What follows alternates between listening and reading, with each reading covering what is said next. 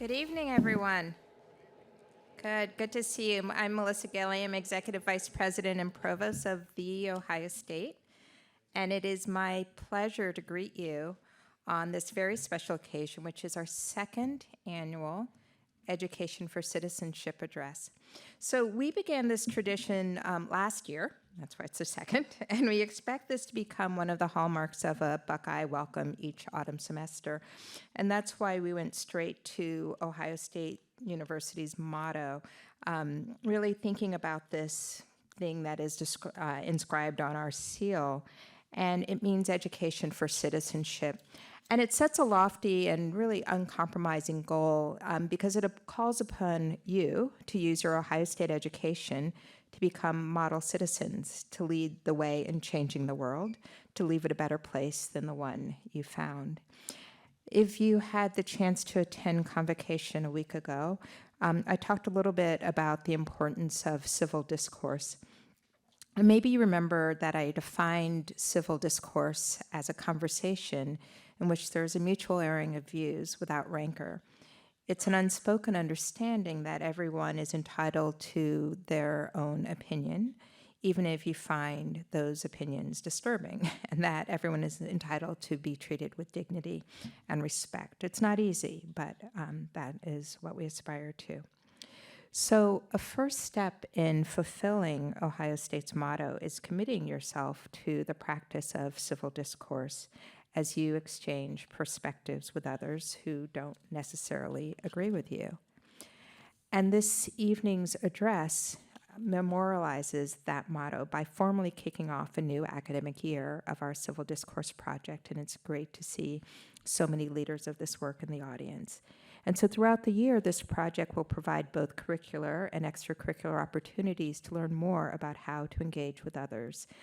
I'm delighted that we are joined by an expert whose research uses a mix of neuroscience and narrative theory to help numerous organizations from Ohio Public Schools to the U.S. Army Special Operations increase empathy, creativity, courage, and other citizenship skills. We are truly privileged to have Dr. Angus Fletcher on our faculty, but also with us today to deliver this year's Education for Citizenship Address. A professor and story scientist in our Department of English, Dr. Fletcher is actively involved with Ohio State's Project Narrative podcast, a leading academic think tank for the study of how stories work. Dr. Fletcher's own story is a fascinating one. He began his career in neuroscience and worked for 4 years in a University of Michigan Medical School neurophysiology lab. He began that work thinking that the human brain worked like a computer, taking in data from the outside world, crunching that data into conclusions, and then acting on those conclusions. But slowly, he came to the realization that he had been wrong, and that the brain is not a computer. Rather, it is a very different kind of machine. Instead, he discovered that the brain isn't particularly data-driven, nor even particularly logical. Instead, it is emotional and creative and powered by story. To better understand how emotion, creativity, and story worked in the brain, Dr. Fletcher decided that he should study places where all three converged, like novels and poetry and movies. From there, he left the lab and went on to earn his PhD in literature at Yale. As a scholar, his publications include his latest book titled Wonderworks, which was published in 2021 and lays out how generations of authors had innovated literature with breakthroughs that can help the human brain process grief, recover from trauma, increase joy, stimulate creativity, and provide dozens of other neural benefits. His current research focuses on teasing out the brain secrets of how history's greatest creative thinkers, from Da Vinci to Einstein to Maya Angelou, worked their imaginative magic. In addition, he was recently featured on an episode of Ohio State's new podcast series, Now at Ohio State. I hope you are as excited as I am to hear more about Dr. Fletcher's research and for him to share his stories in his own words. It is now my great pleasure to introduce to you Professor Angus Fletcher. Thank you very much. Thank you very much. Thank you all for having me. I am thrilled to be here. So When I was 4 years old, I went to school for the very first time. And it was a wonderful experience. I was told by all my teachers that I was very polite and very curious and very kind. But then, at the end of the first week, we went on a field trip. And I was led out of the classroom by my teacher along with all the other students, and we got onto a big yellow bus, and all the other students filed into their seats and sat down, and I did not. I did not sit down because there were no seatbelts on the seats. And I'd always been taught that it was not safe to ride anywhere unless I was buckled in. So I stood there in the aisle and I asked for a seatbelt. And the driver was a very nice man. He turned around and he said, "Don't worry, there are no seatbelts on this bus, but it's completely safe. Just go ahead and sit down. And if you sit down, I can start driving." So you know what I did? I continued to stand. I continued to stand. And then my teacher came over and my teacher said, can you please just sit down? Can you please sit down and we can get this ride started? And I continued to stand. And I will say my teacher was very surprised because I'd always been very obedient and very polite, and she did not know what to do. So finally she decided the only thing that she could do was to summon the school principal. So the school principal comes out of his giant office and comes down to the bus. And he says to me, young man, you are inconveniencing all the other students, and you are delaying the school trip. And if you do not get into your seat, I'm afraid that I'm going to have to call your parents. And I'm afraid your parents will not be pleased to know that you are being disruptive." Well, you can imagine it's a fairly terrifying thing, being 4 years old in your first week of school, being scolded by the principal. But I did not sit down. And eventually I was escorted off the bus, where I did finally sit down all alone in a corner of the school office until my mom came and picked me up. And from that day, I've always had a healthy skepticism about teachers. Because my teachers were telling me what was best for them instead of thinking about what was best for me. And so since I today am your teacher, I hope you have the same skepticism towards what I'm going to say to you this evening. Because what I'm going to say to you this evening is very important to me, but it might not be right for you. And what I'm going to talk about is the importance of being a citizen. And the reason that being a citizen is so important to me is that I had to make a conscious choice to decide to become a citizen. And I made that choice when I was 18 years old because I was not born in this country. I was born in a faraway exotic land known as Scotland, or as we would call it, Scotland. And so I had to decide when I turned 18, did I want to become an American citizen? And on the one hand, I thought, well, I really should become a citizen because I knew there were a great many really wonderful and good things about America. But on the other hand, I'd always spent most of my time living here feeling like an outsider. I dressed kind of funny, I spoke kind of funny, and then I had this weird name, Angus. So everyone was always calling me Agnes or Fungus, or another particular one is you drop the G out of the middle of Angus. You have A-N-U-S. What does that spell? So I got called that a lot. But I decided to give it a go. And I have not regretted it. And I'm going to tell you a little bit now about 3 things that I gained from being a citizen. And then I'm going to talk a little bit about 3 ways that you can get some of those benefits for yourself based on my research. So, The first benefit that I experienced was an opportunity for personal growth. What do I mean by personal growth? What I mean is that when I was 18 years old and I got to college for the first time, I went to my first week of classes and I was really tremendously underwhelmed. I sat in on a bunch of lectures and I thought to myself, you know, most of the stuff that these professors are saying are things that I've already heard before from other teachers, or it's stuff that doesn't really seem that relevant to me. So I went home to my dorm, I picked up my phone, and I called my mum, which is Scottish for mother. I called my mum and I said to her, you know, Mom, I'm gonna leave college. I've decided I've had enough. I've been here for a week. I've seen really all there is to see.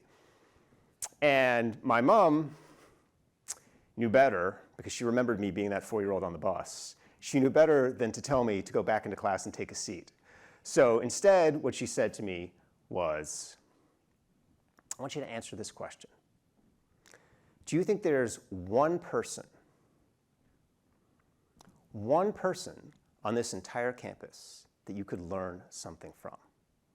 One person who could teach you something you could use? And of course I said, well, yeah, of course, I'm sure there's one person. And so my mom goes, well, go find them. And then she just hung up the phone. It's a hard lady, my mom. So I was like, all right. So I go out of my dorm, walk. Finally, I get all the way to the far edge of campus. And there, on the far edge of campus, was this very high, strange building.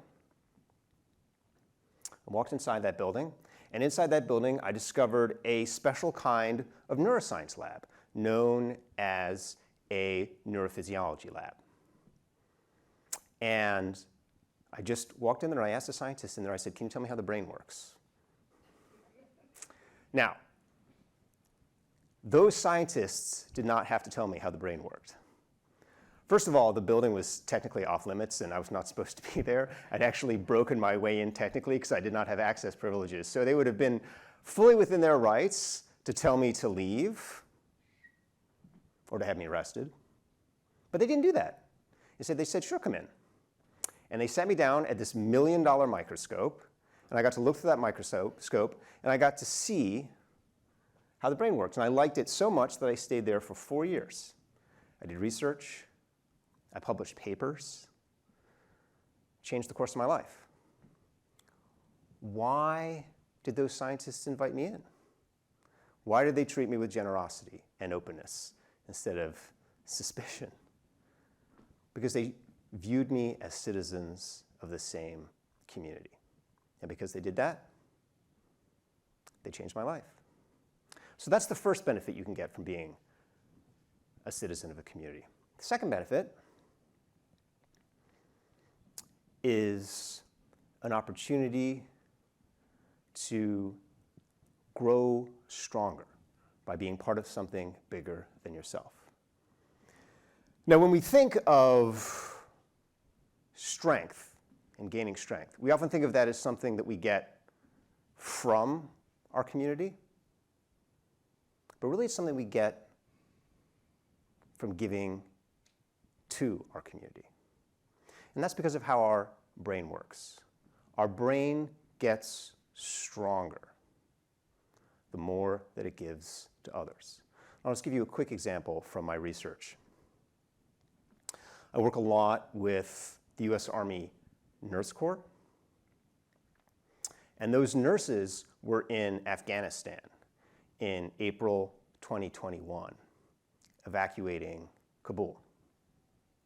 And one of them was working on one of those large transport planes. If you've seen the images of those planes, you've seen just the people crushed inside those planes, desperate to get out. So one of these nurses was working on one of those planes, and a woman came up to her and handed her a bundle of clothes. And so the nurse looked at the bundle of clothes, and she realized it was actually a deceased infant. And the woman said to her, "This is my baby. Bury my baby. I can't take care of her because I need to take care of my other kids. Can you take care of her for me?" Now, can you imagine that? Can you imagine being handed someone else's child because they can't take care of them? That happens all the time if you're a nurse. All the time if you're a nurse, you take care of people because their families can't take care of them. And that's why you will never find anyone in this life stronger than a nurse. And why is it that people trust nurses to take care of their most precious lives? It's because they see nurses as part of the same community. It's because they trust nurses as part of their community. And when you become a citizen, you will get the same opportunity to earn that trust, and from it, the chance to grow strong by giving strangers care. Now, the third thing that I'm going to try to sell you on as a benefit of being a citizen is the chance to discover your own unique story. Now, all of us has a unique story. And as I can tell you from my many, many, many years of research into narrative, the idea that there are universal stories is a myth. There are no archetypal biographies. No one leads a generic life. Our lives are like the trees of the forest. If you go into a forest, you won't see one timeless ideal tree. You'll see countless varieties: oaks, maples, pines, redwoods, and all of them branching upward in their own unique way. Because that's how nature works. Nature is diverse, evolving, changing, branching, and we are most happy when we find that unique diversity in ourselves, which we can do, again, by being citizens. To be a citizen is to be part of a richly varied community, which gives you the opportunity to have a richly varied friend group. And science shows the more varied your friend group, the more likely you are to discover what is special about yourself. Which sounds paradoxical, but it's true. We find our unique story not by turning inward, but by looking outward. Just like a playwright or an actor discovers their narrative by listening to their audience. We create our individual path by surrounding ourselves with different lives. Okay, so those are 3 benefits that come from being a citizen, and now I'm going to give you 3 quick tips if you want to get more of those benefits in your own life. These tips come from my recent research with United States Army Special Operations. So they come from working with groups like Special Forces, Green Berets, and other classified units that I'm not allowed to name. And when I tell people that I work with Army Special Operations, they're usually pretty surprised. They are like, why are operators working with you? Why are you working with them? When I see guns, I don't run towards them. I run in the opposite direction. But it's because operators and I are different that we've taught each other something. And they've taught me an enormous amount about being a democratic citizen. And the first tip that I want to give you from them is create emotional security. Emotional security. If you're in Army Special Forces, your primary goal is to create security. Wherever you go, whenever you make a new partnership, whoever you work with, your first job, security, security, security. And security's foundation is physical security, or in other words, making sure that people are physically safe. But the critical next step is emotional security, which is making sure that people feel safe. You don't just want to be a cop on the street. You want everybody to feel safe enough to leave their homes and join you outside. So why does Special Forces place this enormous emphasis on emotional security? As long as they're keeping you physically safe, why do they care if you feel emotionally safe? The answer is that emotional security is necessary for the personal and mental growth that produces complete citizens. And let me give you a scientific example of this. It's always really stuck in my mind. It comes from back all those years ago when I was working in that neuroscience lab in college. And there was another nearby lab that was researching tadpoles. And specifically what they were doing is they were researching what happened when tadpoles got scared. So to do this, the lab would do all these incredibly ghoulish experiments. I won't tell you all of them, but one of them was to take this large water tank, put a mesh divider in the middle of it, and then on one side, they put all the tadpoles, and then on the other side, they put a predator. Now, as you might imagine, the presence of that predator freaked out the tadpoles. And I'll be honest, it also kind of freaked me out. I felt terrible for those tadpoles, because even though those tadpoles were protected from the predator by that barrier, they didn't know that. They had no emotional security. They thought that at any moment, they were going to die. And you know what that fear did to those tadpoles? It accelerated their life cycle. And what that meant was that those tadpoles turned faster into frogs. Their brains knew that it was not safe to be a tadpole. They knew that they had to grow up faster to protect themselves. It sounds really smart, right? Biology, it's really smart. But that accelerated transformation had a drawback, which is that because the tadpoles turned faster into frogs, they had less time to grow as tadpoles. So instead of turning into full-sized frogs, they turned into little frogs. That entire side of the tank became filled with miniature adults. And the same thing happens to us when we feel stressed or scared or unsafe. Our ideas don't grow to their full size. They look like full-size ideas. They seem all grown up, but they're little frogs. And that's why it's so important to create emotional security here in our university community. Because without emotional security, our ideas jump ahead too fast. They look all grown up, but they don't have that chance to develop fully. So, if you want to be a citizen of a community and help it produce the biggest ideas that it can, work hard to create that climate of emotional security. Make the people around you feel safe. Empathize with their vulnerabilities. Acknowledge their fears. And don't be that predator on the other side of the water tank. So my second tip for Army Special Operations is cultivate true curiosity. True curiosity, it comes from asking questions that we don't have answers for, which turns out to be harder than it sounds because we have this thing in our brains called judgment, which makes us believe that we have more answers than we actually do. Judgment is the death of curiosity. The moment we start judging, we stop learning. So to keep your brain in this state of endless curiosity, let me give you this Special Forces technique for not judging. It's a simple technique. Ask who, what, when, where, how, but not why. So, for example, let's say that someone tells you that their favorite book is the autobiography of Malcolm X. You could ask them what parts of the book they like. You could ask them when they first read it. You can ask them where they found the book. You could ask them who else they know who likes the book. But don't ask them why they like the book. Because when you ask why, it forces a judgment. It prompts the person you're speaking to draw a conclusion about their behavior, which then invites your brain to draw a conclusion about their behavior. So even though we ask why because we're curious, asking why has the effect of shutting down curiosity. If you want to keep curiosity alive, focus instead on those other questions. Focus on who, what, when, where, and how.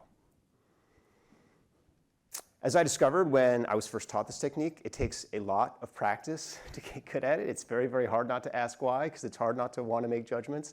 If you ask someone what parts they like about the autobiography of Malcolm X, and they say, well, I really like the part where Malcolm X is in jail, your brain will immediately want to know why.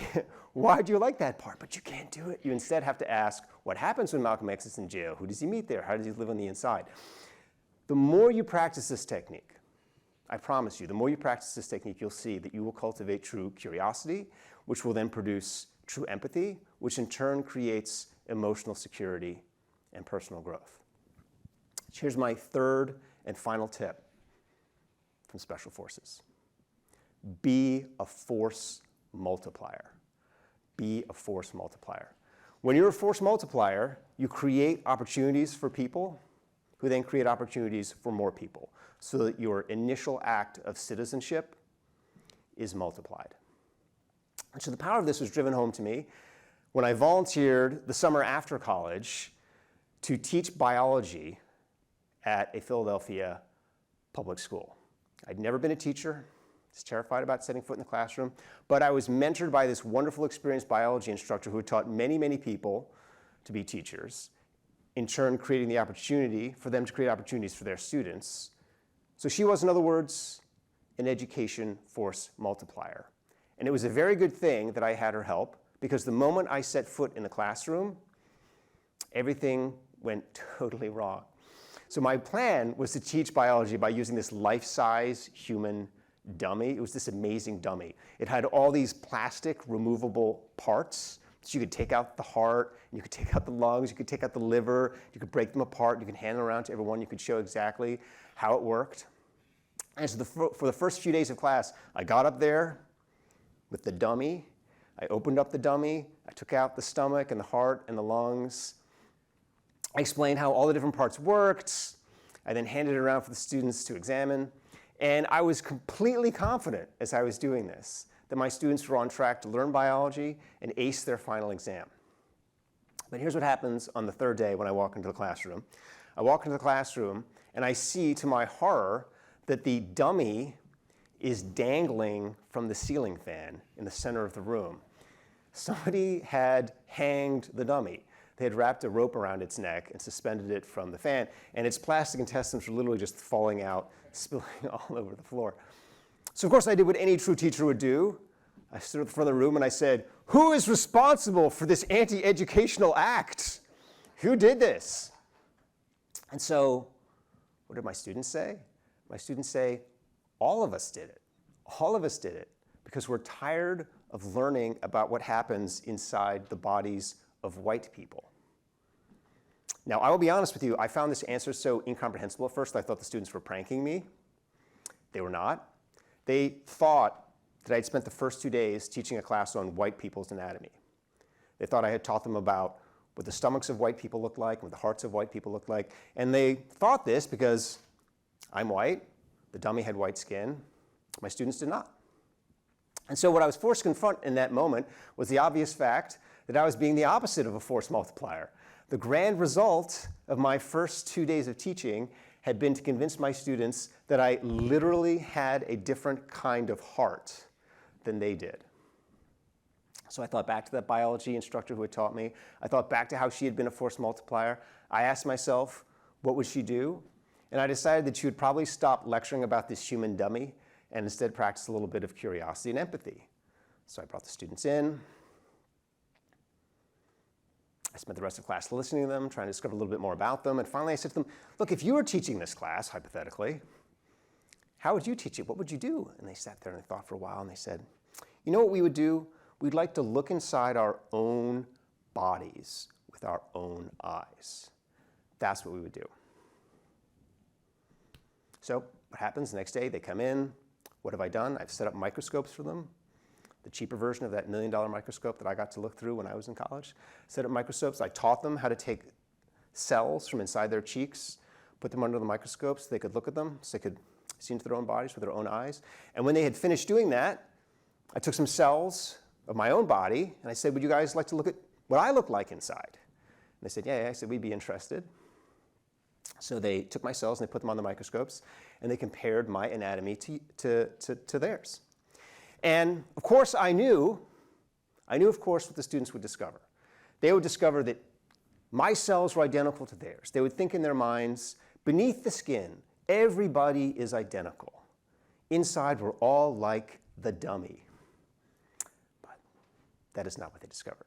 Instead, what they said to me is, we noticed that all our cells look a little bit different from each other, and your cells look a little bit different too. None of us are exactly the same inside. And when they said this, I had a sudden vision. I had a vision of a different kind of summer school where students could use cutting-edge scientific instruments to discover what made each of them unique inside. I thought that would be an incredible force multiplier. And you know what happened when I got to Ohio State 15 years later? You're thinking the answer is that I created that summer school. That's not correct. The answer is the summer school had already been built. I got here and someone had already built the summer school. It's run by the Center of Cognitive and Brain Sciences. I actually work there now as the co-director alongside Professor Andrew Lieber of psychology. We invite high school students into these labs and we invite them to run these experiments in which they figure out how to increase creativity and reduce anxiety. And at Ohio State, that summer camp, it is not the only place you can be a force multiplier. There are, in fact, no end of places. We are a very, very big school. We have something like 70,000 citizens here. Everywhere you go, there's a chance to empower someone. So now that I've given you those 3 tips, let me end by emphasizing that there is no right way to be a citizen. There's just an opportunity to get on the bus. That opportunity can be life-changing, but it can also be unsettling. Sometimes you might wonder who's driving this bus. Sometimes you might wonder where is it going, which is why riding the bus has to be a free choice. It has to be something you do because you think it's right for you, not because your school tells you to take a seat. But I do hope that you will decide that it's a journey you want to take. I hope you decide to join us on this school trip, and I can promise that if you do, we'll make sure that there's a seatbelt for you. Thank you very much for your time.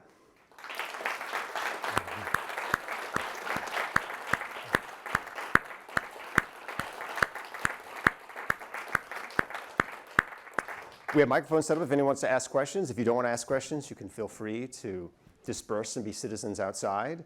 Or if you just want to get up and make a citizen address of your own, you can feel free to take over the microphones or take my microphone from me or do anything you want that feels right to you in the moment.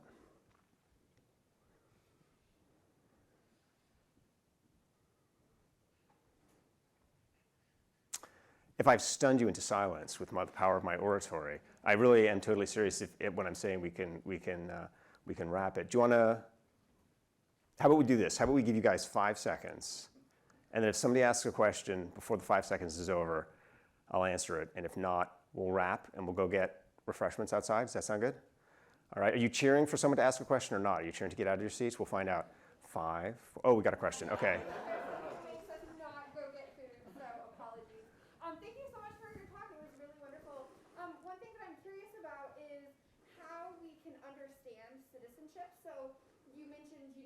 Becoming a U.S. citizen and that choice of state-recognized citizenship versus, if we're thinking about being citizens at OSU and what that might entail. So I'm curious how we might conceive of citizenship and what those sort of different components might be. So unfortunately, you're talking to someone who's not a political science professor. And I have to imagine that all the political science professors were busy as a result, and they had to finally, in desperation, turn to a member of the English department. So what I'm going to say to you is that the way that I think about everything is the way that I trained to think about life in that biology lab when I was young. And I think of life as being about symbiosis. So going back to the dummy, going back to the body, the brain doesn't exist without the heart doesn't exist without the lungs don't exist without the stomach. And what's fascinating to me about all of those relationships is that everything is itself. Everything is different, everything is unique, but it kind of helps support the whole. And so I tend to stay away from definitions of citizenship that say that there's this one right way to be a citizen or this is what it truly means to be a citizen. I tend to instead think of the idea of being part of a community and that a community is a rich and diverse thing that has lots of different needs and different ways to kind of support it. And then also importantly from biology, I mean, what is the purpose of life? What is the purpose of life? The purpose of life is to grow. I mean, that's the purpose of life, it's to grow. And the same thing that goes for individuals goes for communities. And so, I mean, I think whenever anyone signs up to be part of a community, so again, I can just say this just being an immigrant. I don't know do we have any other immigrants here, any other people have come here, but I mean, we came here, my family came here in economic distress, which I think is the case for a lot of families. We came from a place of hardship and we just had this wonderful experience where America took us in. And I went to a Big Ten school on a full ride. And I did not grow up in the Midwest. I grew up on the East Coast. A Big Ten school reached out to me and said, come here, we'll pay for your college. And that was how I went to college. And that's the reason I came back to Ohio State. People sometimes ask me, why do I teach at Ohio State? Why do other faculty here at Ohio State teach at Ohio State when we could teach other places? Well, in my personal case, I teach here because the Big Ten basically made me the person that I am. And so when I think about citizenship, that's really what I think about. I think about it as being a relationship in which the more you give to your community, the more community gives to you, and you're each in it to kind of help grow the other. So I think about it in that biological sense. But I'm not the person to ask about free speech or definitions of autonomy or liberty. I spent a lot of time when I was in graduate school being fascinated by classical liberalism and these kinds of things, and I realized I wasn't smart enough to understand it, so I went back to biology. So for me, it mostly just comes down to this sense that all of us as humans feel this potential in us, feel this power in us. I mean, I imagine that most of you came to college. Well, maybe some of you came to college because you didn't know what else to do, because that was kind of how I came to college. But hopefully others of you came to college because you thought, there's something in me that hasn't been expressed yet. There's a potential in me that has yet to be unlocked. And I think that the power of democracy and the power of democratic communities is to give that to individuals. And in return, we give that back to the community. And that's what I mean by being a force multiplier. So you see what happens when you ask me a question. I talk for 45 minutes. So if anyone else has a question, I'd be happy to answer it. I'll do the 5, 4, oh yes. How do you respond when you're in the world and people aren't a citizen, like they haven't chosen, kind of like you said, to get on the bus? Like, how do you respond to someone in like a way that still is like a good way? You're suggesting that I shouldn't just respond to them with violence? Is that what you're suggesting? You're not part of my tribe, man. You're not part of my tribe. I'm going to damage you. I'm going to do damage. Well, again, this is the fascinating thing for me about working with the Army Special Operations community. Because I should say that before I started working with the Army, I did not really have a very good impression of the Army. If you asked me what I thought about the Army, I thought that basically they existed to drop bombs on people who disagreed with us. I was pointed out that was actually the function of the Air Force, not the Army. But regardless, I had this kind of negative view. And I should also say that I didn't spend a lot of time interacting with people who weren't Americans. Because once I became an American, I stayed here, and then I just hung out with other people who were Americans. And so the idea of someone who kind of wasn't a citizen or whatnot. But over time, what I've really come to admire about special forces is that most of the time they are invited in by other countries. And those countries invite them in because they say, we need help growing and sustaining our democracies. So basically say, how do we do it? And my view about interacting with people who are not citizens or who are not Americans is to always say, one, if there's anything I can do for you, let me know. Because we are a big country and we are a strong country, and we are a big country and a strong country because we have democracy and because we have this kind of strength and diversity within us that allows us to have this enormous economic engine. It also just allows us to have enormous optimism. And so I'm always of the view that you reach out to people in the way that you, I think, indicated. The other thing I say is invite people in.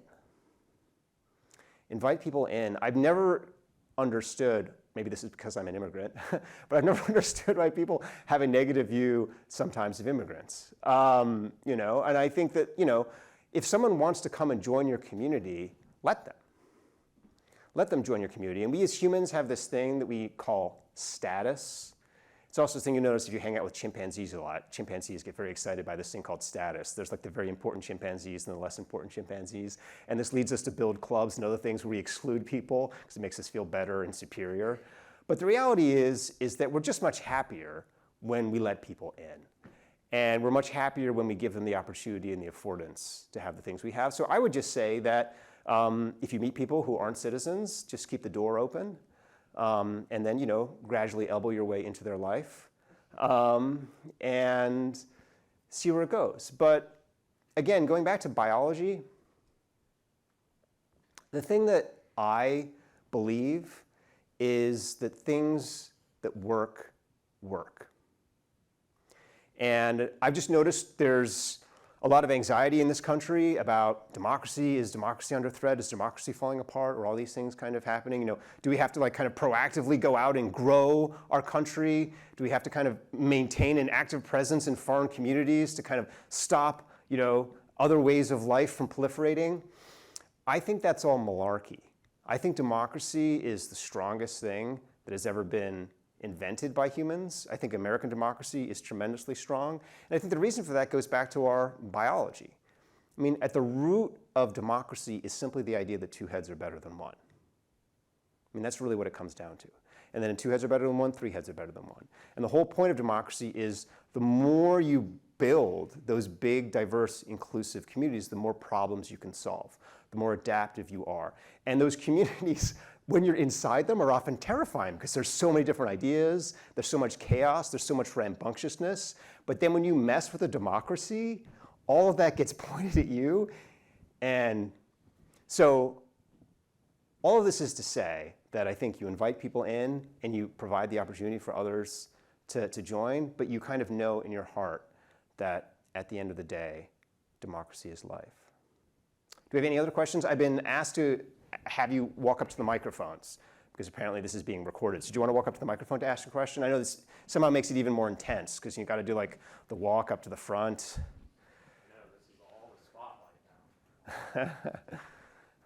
So I'd just like to say, as a current service member, I thought your speech was truly extraordinary, and I was wondering if you could share more in terms of how maybe you view your work with Special Ops Command within the Army and things that the Army does in terms of creating that feeling of inclusivity and then also the feeling of family. Because like I just drilled this past weekend, and when I show up to drill, I feel like I show up with my family. And I think that's similar to what you were talking about in terms of maybe the difference of how the Army and the branches in general handle certain situations and the culture that they build and that dichotomy between it and the civilian world, and how, you know, as civilians, we're very, we view our family and whatnot in a very individualistic manner. You know, it's us and our family, and in the Army, it's not like that. It's a very collectivist culture in the grand scheme of things. So I was wondering if you could share maybe how you view that as a civilian working in partnership with the Army, and how you think maybe how the branches in the Army itself can potentially share that, and how we can replicate that as a society and improve, you know, polarization and different divisiveness within different things within our lives as Americans. Thank you. That's a beautiful question. Yeah. Thank you. Well, first of all, I have to say on that collectivist thing, first of all, my first thought when I encountered the Army was that these guys are a bunch of communists. That was literally my thought when I first encountered the Army, because, I mean, literally everything is shared. You know, you have these, you know. But I started to realize, of course, there's a very different psychology at work there. And I suppose maybe the first selling point I would say in terms of the Army is that they accepted me.